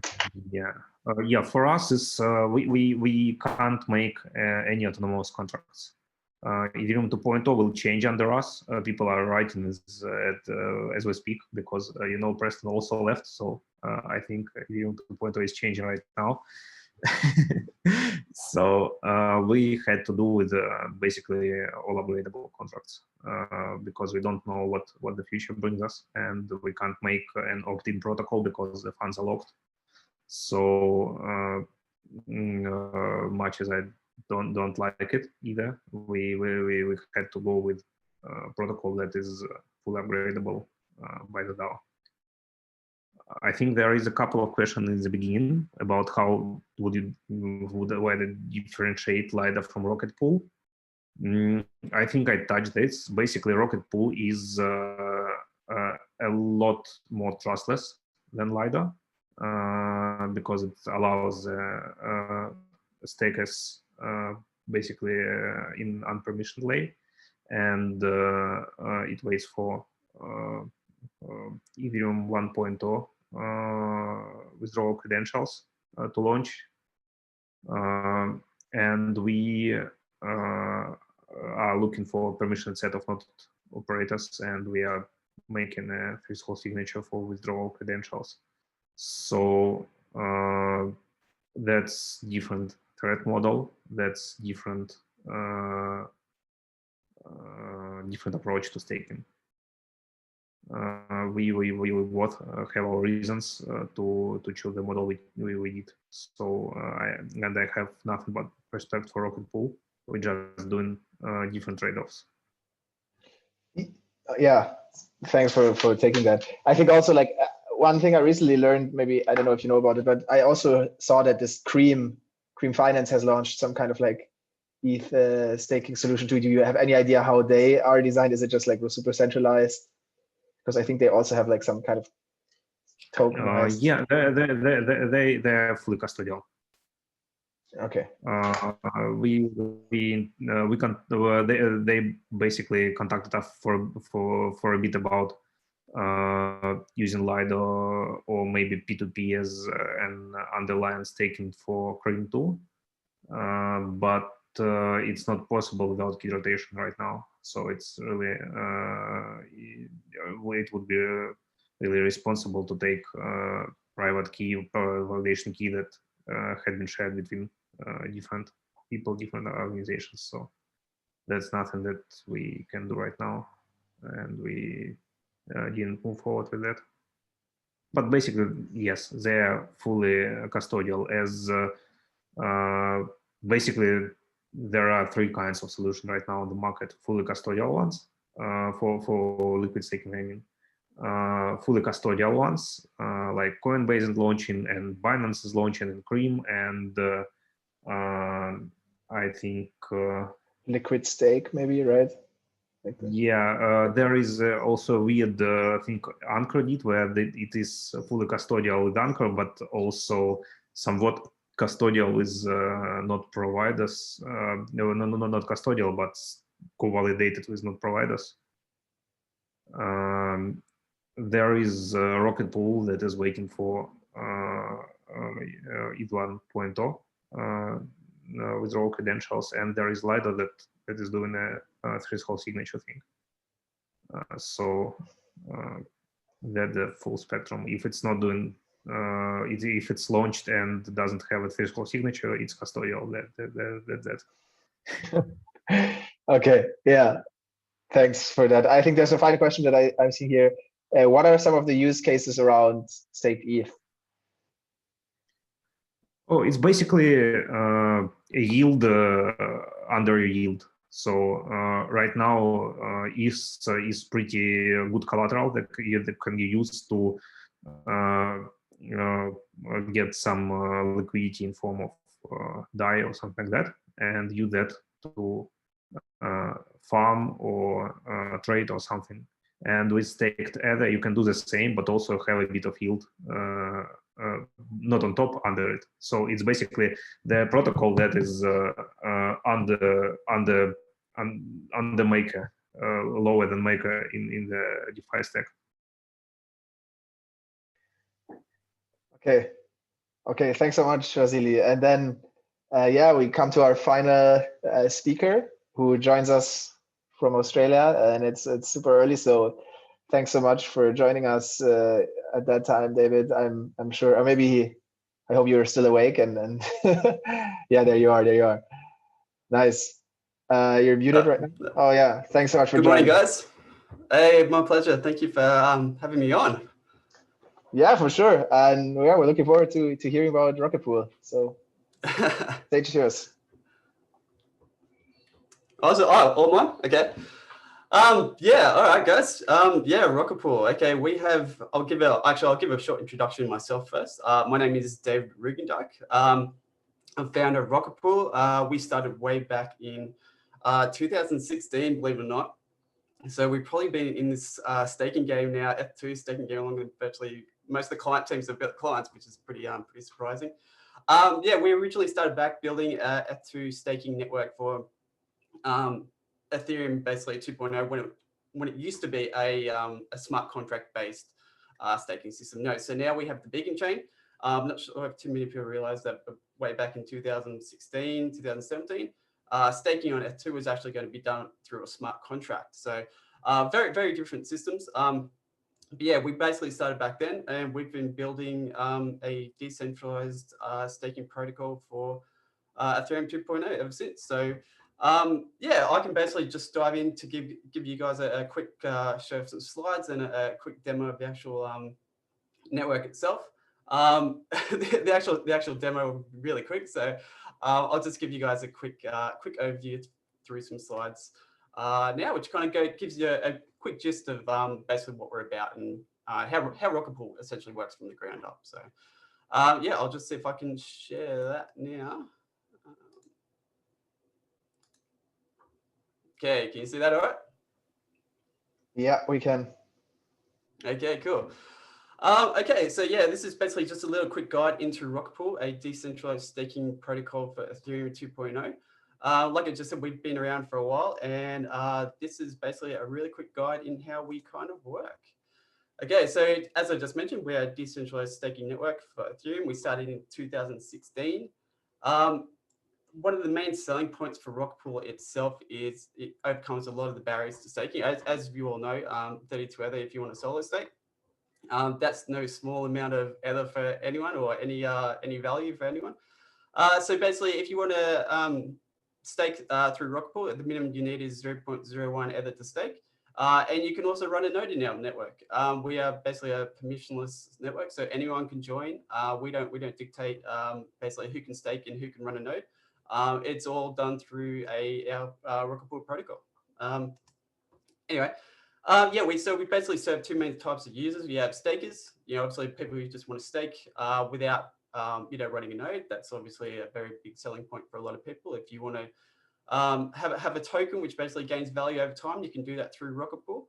And we also serve node operators. So node operators can basically, in the Rocket Pool network, can basically be anyone. So you can have staking as a service providers. You can basically have even other pools running nodes in our network, which is a pretty interesting use case. And you can also have your regular old staker that has 16 ETH and they want to run their own node. They want full control over their own setup.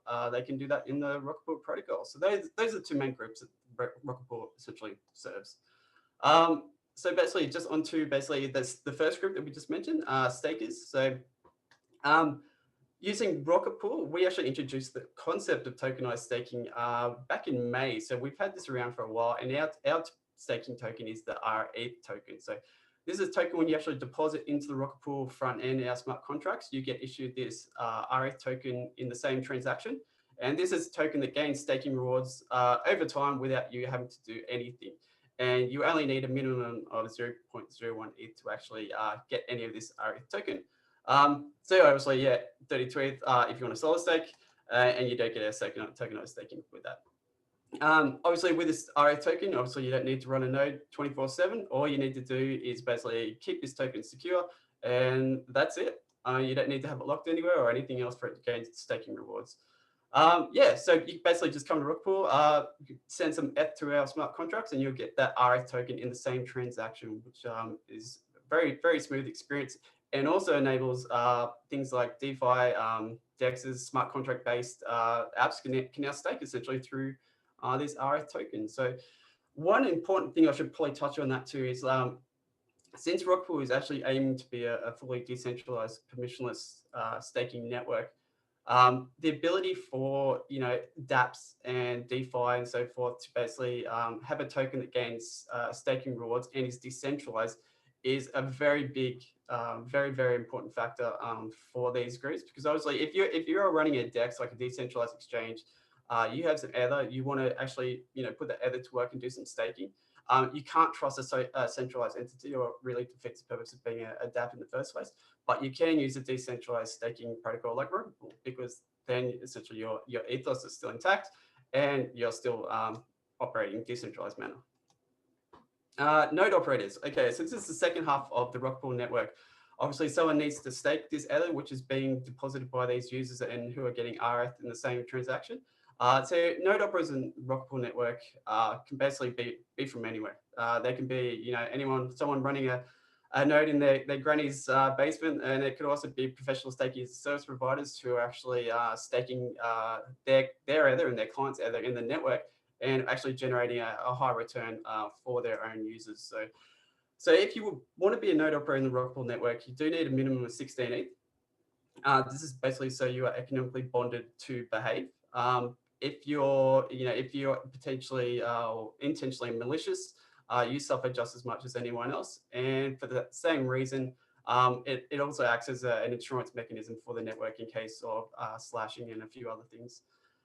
Yeah, we also have a smart node stack, which is makes staking very, very easy as a node operator. Currently, I don't know if many of you actually tried to run ETH2 clients and actually done some staking. It's not the easiest setup for a lot of people. So we put a lot of work into making it a smart node stack, which basically will install on any Linux system and get you up and running very quickly. It features an ETH1 client, an ETH2 client, the Rockpool client, which basically interacts with the network and so forth. And this is a very easy, very quick thing. And actually, anyone can try this out right now on our beta, which is on the early testnet. Yeah, basically anyone can run a node. We don't decide it's permissionless. If you start with your 16 Ether, then you can run a node. You can also stake fee-free in the Rockpool network. So if you're a node operator, we don't charge you any fees. There's no fees charged to node operators. And node operators also earn a commission for providing this service for the decentralized network. So if you're running a node in the Rockpool network, you bring 16 Ether. The other 16 Ether is actually assigned by the protocol itself to your node. You then stake that 16 Ether on the network's behalf, and in doing so, you actually earn a commission for providing the service. So you actually get your own staking rewards plus a commission on top of that. So you actually get a better return on your investment if you run a node in Rockpool versus running a node outside of Rockpool. Okay. I should actually mention that the commission rate assigned to node operators is actually based on supply and demand. So if there's a lot of people depositing in the front end, and this Ether needs to be staked, then the commission rate for node operators to kind of meet this demand rises. And this is all smart contract based and dynamic, and so that actually incentivizes users, node operators to join quickly to kind of meet this demand, because if you actually score a high commission block, chunk in the Rockpool network, you can stake that indefinitely. So it's a very attractive proposition for node operators to kind of meet demand when it rises in the Rockpool network. Okay, the network itself, let's just a quick overview of this. So the network itself actually features a few things, and I've noticed actually answered some of this in the last chat. So basically in Rockpool, since we are a decentralized network of node operators, we have built-in insurance mechanisms into the network. So if a node operator finishes with less than 32 Ether but greater than 16, the network is actually compensated out of the node operator's original 16 ETH deposit.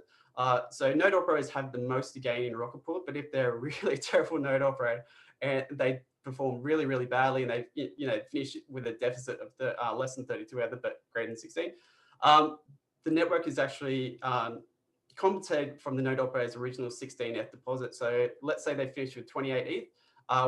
The network automatically takes 4 ETH from the node operator's original 16 deposit and gives that back to the network. So the network doesn't gain any staking rewards in that regard, but it also doesn't lose any Ether either.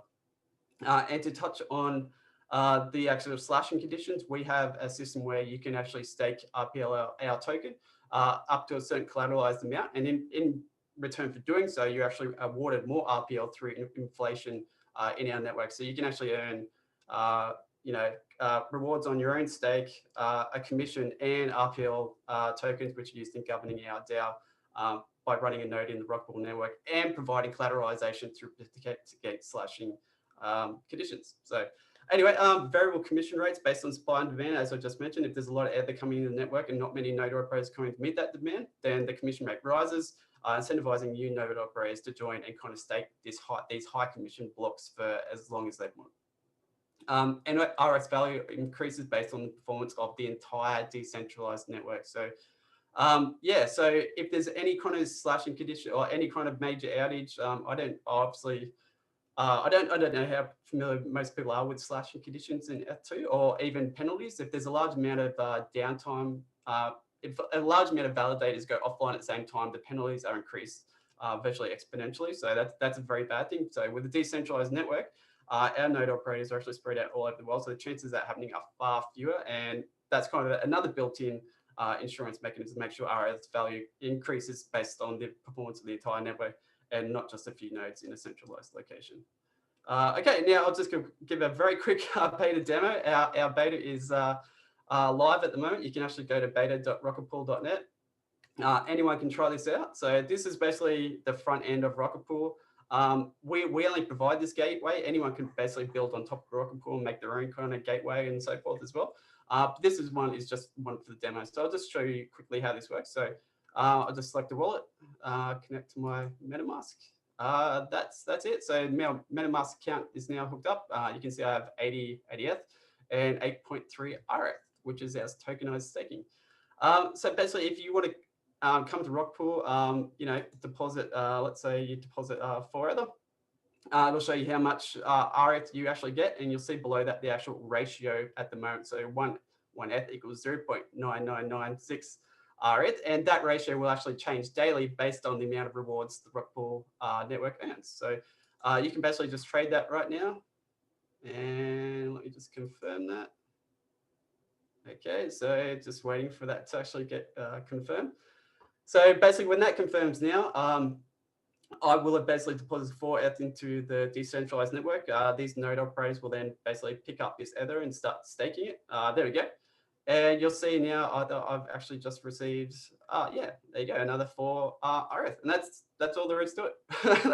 that's as about as easy as it gets. So you now have RF, which you can basically take, and it will basically gain value over time based on the performance of the entire decentralized Rock Pool network. And we do actually have the ability for you to actually trade that back for Ether right now. So if you hold on to that RF for a week and you see it appreciate, gain staking rewards a little bit, you can actually come back and trade that back to Rocket Pool for Ether at any time, providing that there's actually excess liquidity available for node operators. So if node operators are staking this Ether, but there's too much Ether coming in, we actually use that surplus Ether to allow current RF holders to trade it back for Ether. So that's a very convenient thing. And basically, I'll just give you one last quick look at the network map. So we actually have a live network map, which shows you the node operators in the Rocket Pool network and where they're actually currently staking. So you can see we have, currently, we have about 26,000 Ether staking across 334 node operators in 51 time zones, staking with a commission rate of 10.18% at the moment. And this basically gives you a very, very broad idea of where these node operators are actually located throughout the world. We actually just concluded our Medallia testnet just a few weeks ago. And I think in 6 weeks, it actually staked over 500,000 Ether through, I think it was 680 node operators in 88 time zones throughout the world. So that was a really amazing. I think Rocket Pool accounted for about 30% of all Ether staked on the Medallia testnet at one point. So yeah, that's it. That's as easy as it gets. If anyone wanted to actually come and try out Rocket Pool, you're more than welcome to go to beta.rocketpool.net. We've got heaps of guides. You can actually run a node in this beta as well. We have guides for that. Yeah, so by all means, yeah, anyone feel free to have a go. Awesome, thanks, David. That's really cool to see that map. And how many of those are in your house right now? Of the ones in Australia, how many of them? We have 4.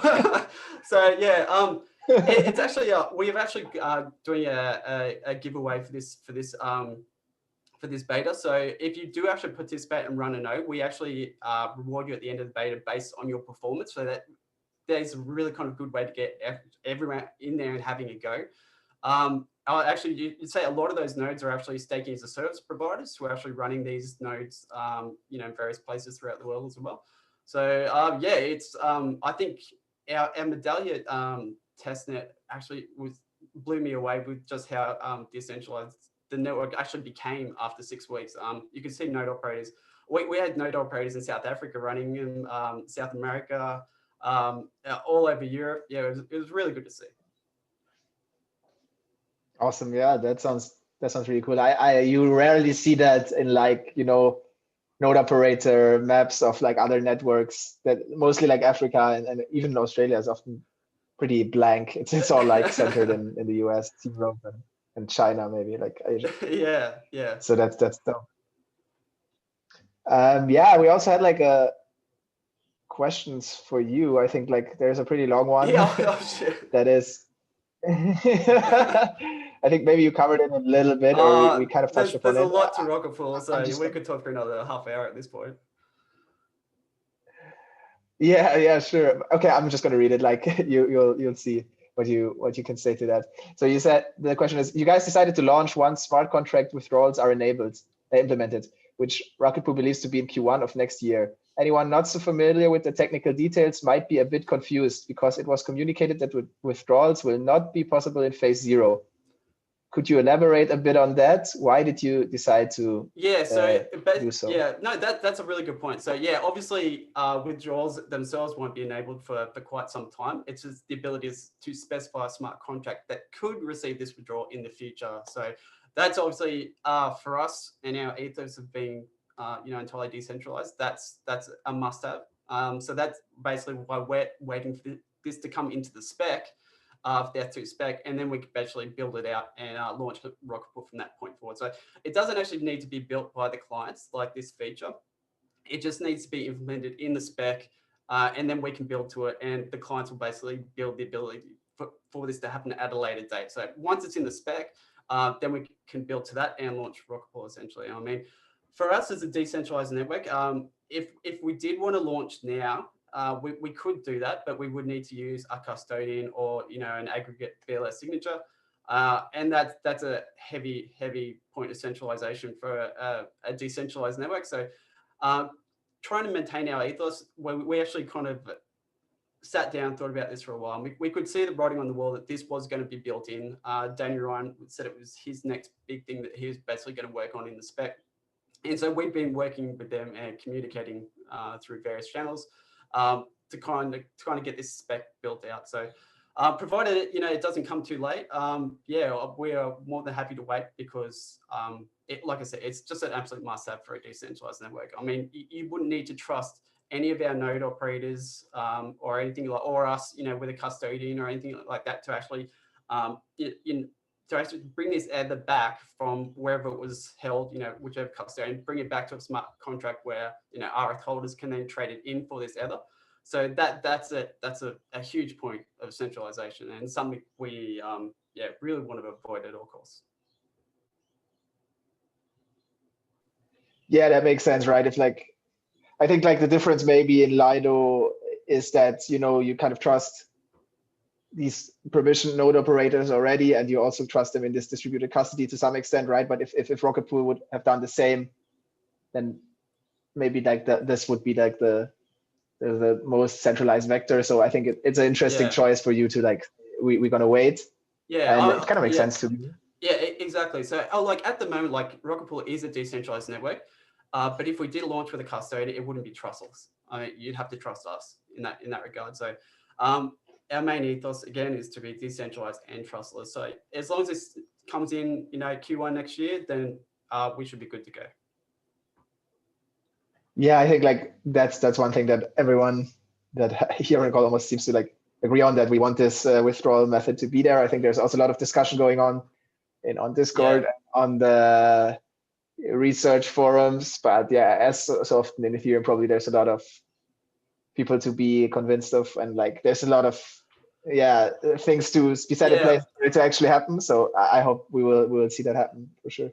Yeah, I don't think a lot of people are actually aware until the last few weeks that these kind of talks were going on. We've been talking about for quite a while, but kind of being out in the public, it hasn't really gone too far, which is up to now that we've kind of just started to shout about this now to kind of get the public aware of it as well. So yeah, that's just of again. Hopefully early Q1 or thereabouts, we'll see it introduced in its spec. Awesome, great. Yeah, so I think we're basically through. I want to thank everyone again for joining, and like the panelists that are still here, like some of them left us, for presenting their projects and answering some of the questions that were posed. So I think it was really a really cool and comprehensive event around ETH2. I think we had, I mean, David, you missed some of it, but like in the beginning, we had even like talks about slashing. I think we had it all covered. So we'll have this recorded. I think we're gonna upload it too on YouTube next week, and then it will be in the next Staking Economy newsletter issue. We'll link to that. So to anyone that maybe wants to like look at it again or missed some parts, you will find that there. Other than that, thanks again everyone for joining and asking questions, and for the panelists for their presentations. Awesome. All right, thank you, Felix. Thank you, David, for waking up so early again. And thank you, Vasiliy, for sticking through the whole thing too. And for everyone that was on here, and I see in this chat some messages. Thanks, guys.